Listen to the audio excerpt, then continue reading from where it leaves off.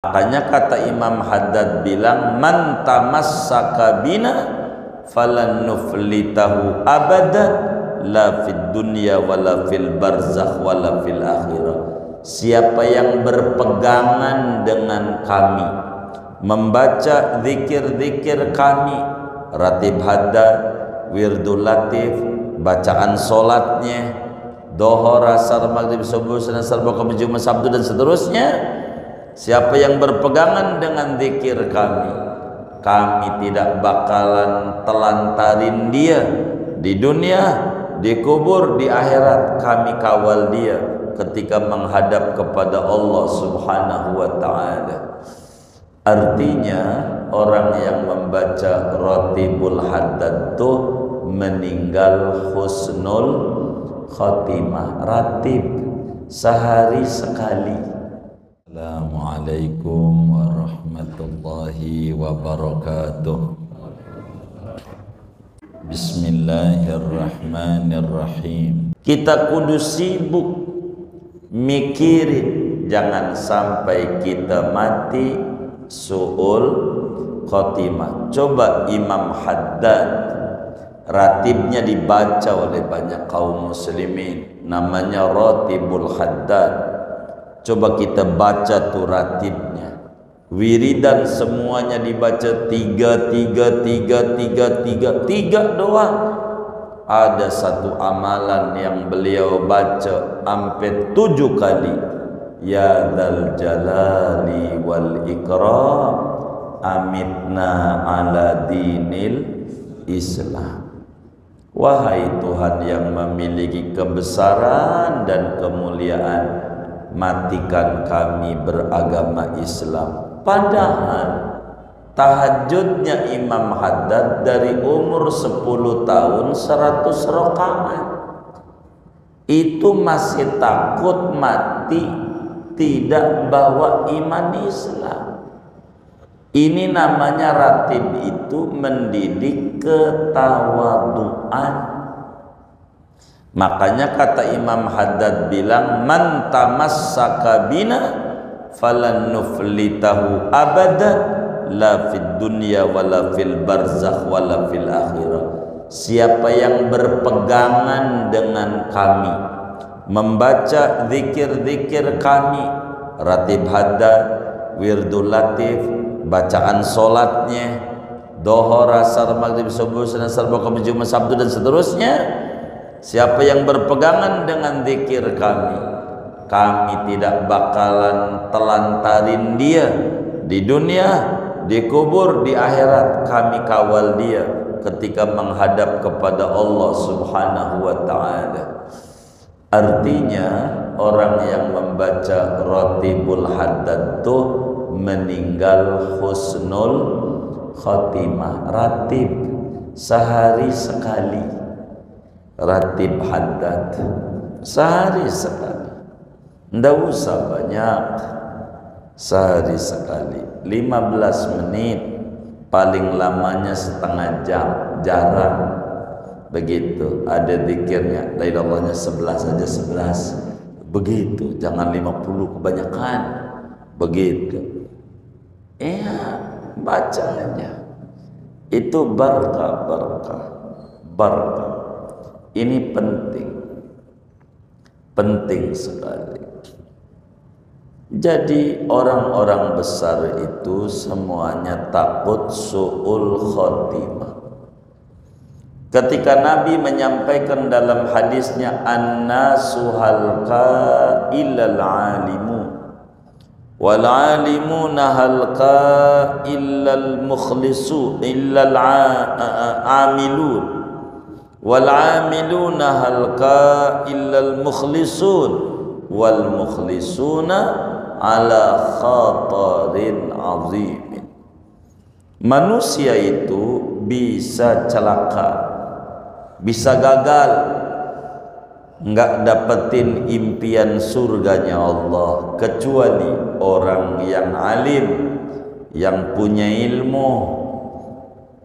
Orang alim aja bisa gagal, kata Nabi, bisa binasa kecuali orang yang ngamalin ilmu. Orang yang ngamalin ilmu aja masih bisa binasa dengan ibadahnya, kecuali orang yang ikhlas. Orang yang ikhlas itu di atas ketakutan yang tinggi, apakah husnul khotimah, apakah su'ul khotimah. Itu begitu. Karena itu memiliki ketawaduan besar. Maka orang, alangkah beruntungnya manusia yang sibuk mikirin diri biar husnul khotimah. Nggak usah mikirin yang lain-lain. Diri kita aja biar mati dapat ridho Allah, masuk surga. Ini aja konsennya. Berbahagialah orang yang sibuk mikirin dirinya agar mati husnul khotimah daripada memperbincangkan kekurangan orang lain. Capek, nggak usah. Apalagi kayak zaman pemilu begini nih, udah main kata-kataan aja, jadi ribut aja akhirnya. Begitu, jadi ribut doang yang kayak begitu. Jadi saudara, kita ini kudu tawadhu. Man tawadhu'a rafa'ahullah. Siapa tawadhu ditinggikan derajatnya oleh Allah. Man takabbar wadu'ahullah. Siapa yang sombong akan dijatuhkan oleh Allah, rendah. Jadi saudara, kita kudu sibuk mikirin bagaimana biar kita mati dalam keadaan husnul khotimah. Husnul khatimah. Sebab itulah orang yang bahagia, orang yang besar, orang yang sukses. Kata Al-Quran, faman zuhziha anin nar wa udkhilal jannah faqad faz. Siapa orang yang dijauhkan dari neraka dan kelak masuk surga, itulah orang sukses, itulah orang besar di mata Allah. Faqad faza fawzan azima. Besar kalau begitu. Dan kita gelap. Kata Imam Ghazali, fayaqinuka wa imanuka fil hali la yunaqidu tajwizakat taghayyura fil istiqbal. Sekarang Anda muslim, sekarang Anda mantap imannya, sekarang Anda ngaji, sekarang Anda ibadah, masih mungkin saja hari esok bisa saja berubah. Bisa saja berubah. Ada orang tadinya ngaji dicutik sama Allah, berhenti. Ada orang tadinya sholat dicutik sama Allah, berhenti. Ada orang sedekah karpet, mudah masjid tanggung jawab saya karpetnya seluruhnya, ganti sama yang tebel. Pas 14 Februari kagak kepilih, ambil lagi. Bisa aja berubah. Manusia itu masih hidup bergerak, berubah. Sekarang rajin belum tentu besok rajin. Sekarang ini kita ngaji belum tentu besok kita ngaji. Pengennya sih terus istiqomah, tapi pengen doang. Hakikatnya Allah yang pegang kendali segalanya. Andai sekarang kita punya ilmu, andai sekarang kita rajin ibadah, rajin sedekah, punya harta, punya jabatan, punya apa saja kelebihan yang ada, itu bisa saja dicabut oleh Allah. kalau kita tak bisa tawadhu. Begitu. Kalau nggak bisa tawadhu, nggak bisa. Korun kayak apa? Kayaknya pengikut Nabi Musa, ujungnya kayak begitu. Korun begitu. Jadi enggak bisa menjamin hari esok kita husnul khotimah. Enggak bisa dijamin. Enggak. Kenapa? Fa innallaha muqallibul qulub. Sebab Allah itu Tuhan yang bisa membolak-balikan pikiran orang. Pikiran orang. Enggak bisa. Begitu. Jangan dipastikan. Kita punya penyakit nih, kata dokter, gula. Jangan kita pasti mati nih, mati. Bukan begitu. Kita bukan Tuhan dan dokter bukan Tuhan. Bisa sembuh. Begitu tuh di otak kita. Biar semangat. Itu mau dokter bilang begini langsung lemes saja. Kamu ini hasil labnya ada jantung, ada ginjal. Ya kita jawab aja, emang juga begitu dok. Dari kecil saya jantung ada, ginjal ada. Begitu, bener nggak? Nah, kita takut sama dokter begitu. Dokter jangan nakut-nakutin. Jadi kita akhirnya frustasi. Nggak usah. Kita bebas saja, ada Allah begitu. Nah, yang sombong ini ngeri. Allah bahaya. Allah cabut iman kita. Allah cabut istiqomah kita. Allah cabut ibadah kita. Jadi masalah. Jadi masalah. Dan itu bahaya.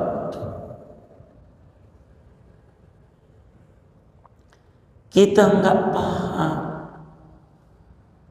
Apakah kita mati husnul khotimah? Nggak ngerti. Maka tak layak orang yang tidak paham tuh untuk sombong kepada hamba-hamba Allah. Allah maha membulak-balikan hati.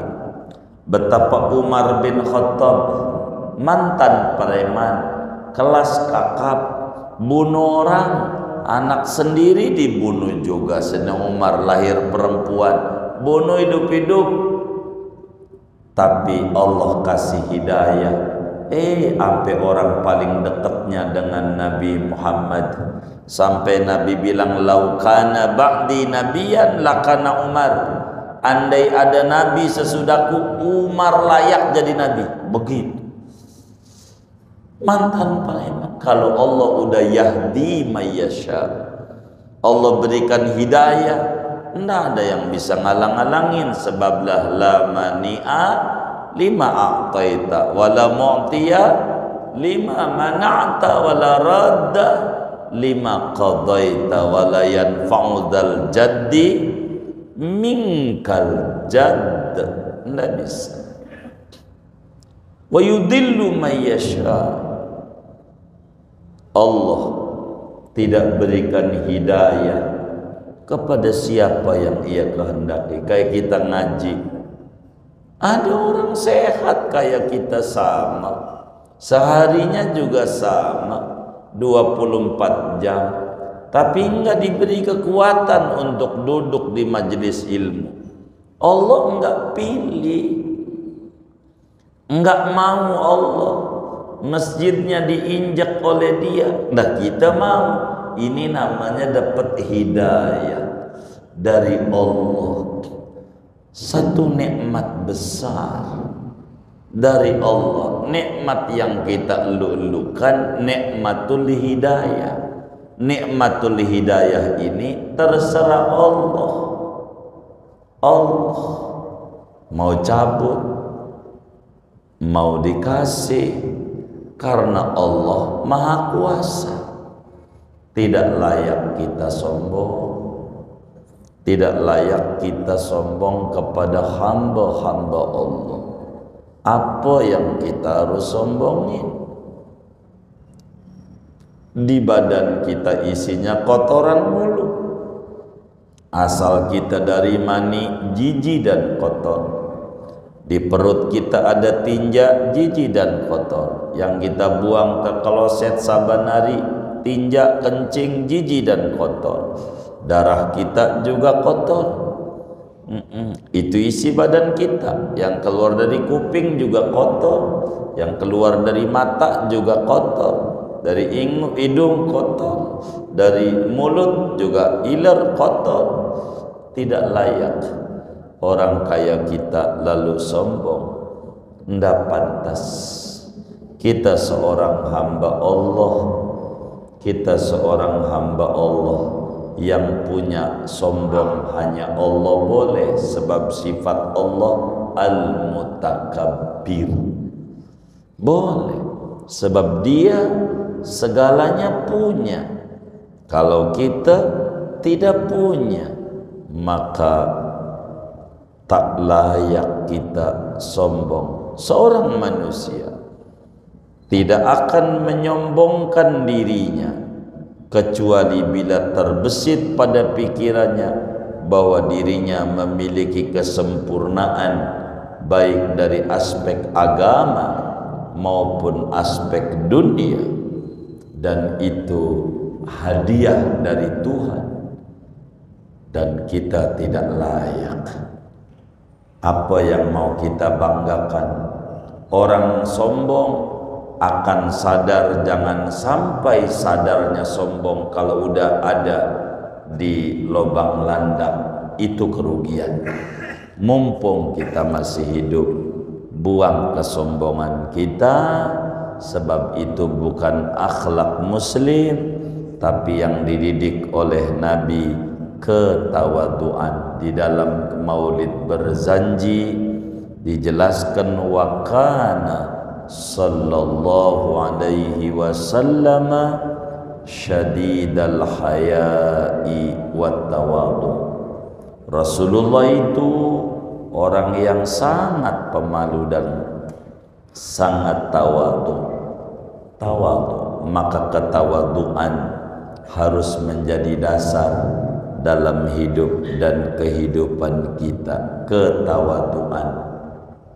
Ketawaduan ini adalah hal yang paling penting untuk kita miliki dalam hidup kita. Singkatnya, tanamlah dirimu di bumi ketawaduan. Nanti Tuhan akan munculkan menjulang tinggi ke atas.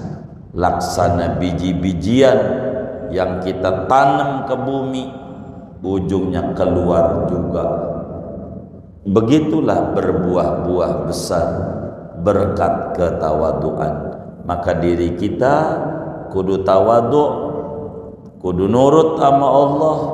Enggak ada yang hebatnya kita kecuali bila Allah berikan, dan kita yang harus munculkan kesyukuran. Kalau kita punya kelebihan ilmu, kudu syukur dan banyak takut sama Allah. Kita punya kelebihan keturunan, kudu syukur, banyak takut kepada Allah, mengemban darah darah birunya. Begitu. Kita punya apalagi kekuasaan, harus syukur dan banyak takut.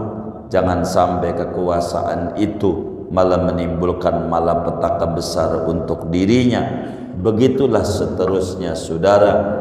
Karena itu kita dibimbing di dalam solat kita sebagai doa penutup solat, ya muqallibal qulub sabbit qalbi ala dinik wa ala ta'atik. Wahai Tuhan yang membolak-balikan hati, mantapkan hati saya untuk terus berada pada agamamu dan mentaatimu. Sebab inilah ketawaduan. Mudah-mudahan di waktu maghrib, antara maghrib dan isya ada waktu mustajab. Allah subhanahu wa ta'ala yang maha rahman, maha rahim, maha baik, maha penyayang, Allah buang dari hati kita akhlak buruk, kesombongan dan lain sebagainya. Allah isi hati kita dengan akhlak-akhlak yang mulia semacam ketawaduan dan lain sebagainya. Dengan akhlak yang baik itu dalam rangka mengikuti ajaran dan tuntunan dari Nabi Muhammad sallallahu alaihi wasallam. Semoga kita selamat di dunia, selamat di alam kubur, dan selamat di akhirat. Amin ya rabbal alamin. Segini aja ngaji kita. Ada yang ditanya mungkin dari materi ini atau di luarnya, sebelum doa dipersilahkan. Wallahu a'lam. Baik, Pak. Oh ini, oh iya baik. Kita baca Fatihah. Ini ada infak santunan nampaknya ini dari para hamba-hamba Allah. Di antaranya pahalanya untuk almarhum Haji Mas'ud bin Haji Amsar, Haja Aminah binti Haji Murdi, Haji M. Hasmi bin Haji Mas'ud. Ini juga dari hamba Allah pahalanya untuk almarhum Bus Ruswono bin Sayyib bin Wasad, Hajadar Siti binti Suharjo. Ini juga dari hamba Allah. Ini dari hamba Allah. Ini dari Bapak Haji Pendi, pahalanya untuk almarhum Haja Idah Setiawati binti Haji Tamrin Sarjan, wakafan 2 juta rupiah. Ini dari hamba Allah, pahalanya untuk almarhumah Ibunda Sani binti Iwan Tompel bin Galim. Ini dari hamba Allah, ini dari hamba Allah. Kita baca Fatihah. Mudah-mudahan infaknya para hamba Allah ini semuanya diterima oleh Allah, diganti berlipat-lipat ganda, diberikan rezeki yang luas, yang halal, yang barakah. Allah sehatkan zahir batinnya, Allah kabul hajat dunia, hajat akhiratnya, dan Allah sampaikan ganjaran pahalanya kepada almarhum almarhumah semua yang beliau niatkan. Kubur mereka menjadi raudhah min riyadil jannah. Allah bahagiakan di alam barzakhnya, Allah muliakan di alam barzakhnya, Allah senengin di alam barzakhnya. Bitilkan niat wa da'awat. Al-Fatihah.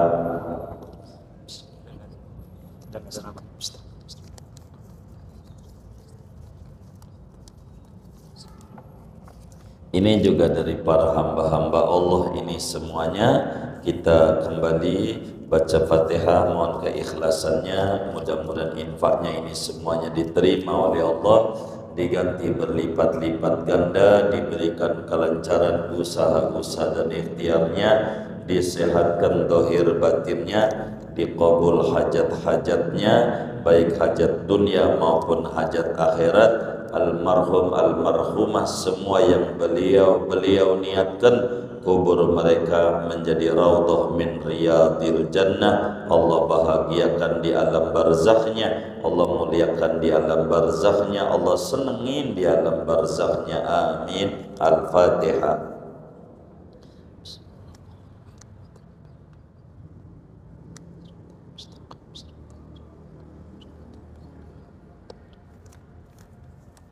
Sekali lagi ini juga dari hamba-hamba Allah, ini diantaranya dari seorang hamba Allah, pahalanya untuk almarhum Bapak Wasmun bin Surkib, Ibu Juriyah binti Daimun, Supardi bin Wasmun, Auliyatuz Zahra bin Supardi binti Supardi, Azkia Humaira bin Supardi, Fadilah binti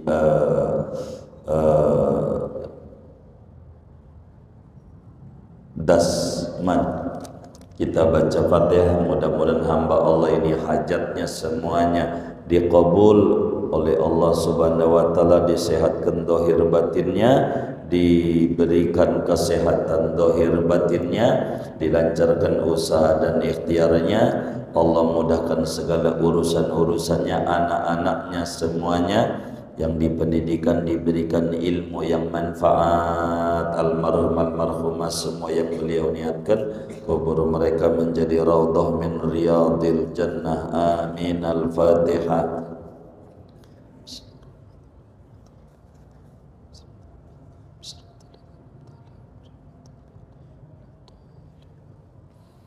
Buat kita bersama duduk di majelis ilmu, menuntut ilmu, mudah-mudahan Allah beri kita semuanya ilmu yang manfaat, kesehatan yang berkah, keluarga yang berkah, anak keturunan yang berkah, usaha-usaha yang berkah. Kita diberi kekuatan untuk lebih dekat lagi dengan Allah dan Rasulnya. Amin. Al-Fatihah.